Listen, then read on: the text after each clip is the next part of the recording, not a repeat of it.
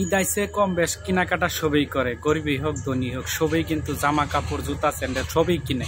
কিন্তু একটা কথা, আমরা একটা ঘটনা দেখতে পাই যে সব সময় যা আমরা অন্য সময় থেকে এই যে ঈদের সময়ের মাঝে যদি আমরা দোকানে যাই কেনাকাটা করবার লাগে, হয় কাপড়ের দোকানে যাই বা স্যান্ডেলের দোকানে যাই বা অন্যান্য বস্ত্রের দোকানে যাই কিন্তু একটা বস্তু যদি আমরা কিনতে চাই, ওই বস্তুটার দাম যদি আমরা পছন্দ করে বলি যে এই বস্তুটার দাম কত, ওরে বাপরে দোকানিরা যে দাম যে বলে, ধরুন 100 টাকার তার মূল্য আছে, ওই বস্তুটার দাম যাবে 400 টাকা।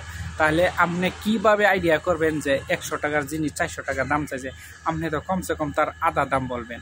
তাহলে এইভাবে অনেক মানুষই কিন্তু যে একটা বস্তুর মূল্য যদি 1 টাকা হয়, এই বস্তুটার মূল্য কিন্তু 2 টাকা দেওয়া হয়েছে। বিশেষ করে কিছুগুলা দোকানের মধ্যে যদি যান 6000 টাকা দাম চাবে, কিন্তু এই বস্তুটা আপনাকে 2000 টাকা দিয়ে দিবে। তাহলে দেখুন, যদি আবার তারা বলুন যে এত টাকা দাম চান কেন, তারা কি বলে জানেন, যে না চাইলে বলে আল্লাহ দেয় না। তার সাথে সাথেই প্রশ্ন, সাথে সাথেই উত্তর।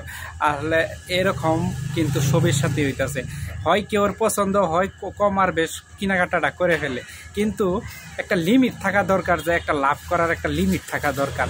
যে মূল্য হোক, যে কোনো দোকানই হোক, যে একটা বস্তুর থেকে লাভ করা একটা লিমিট সীমা থাকা দরকার, যে এত টাকা লাভ করা উচিত।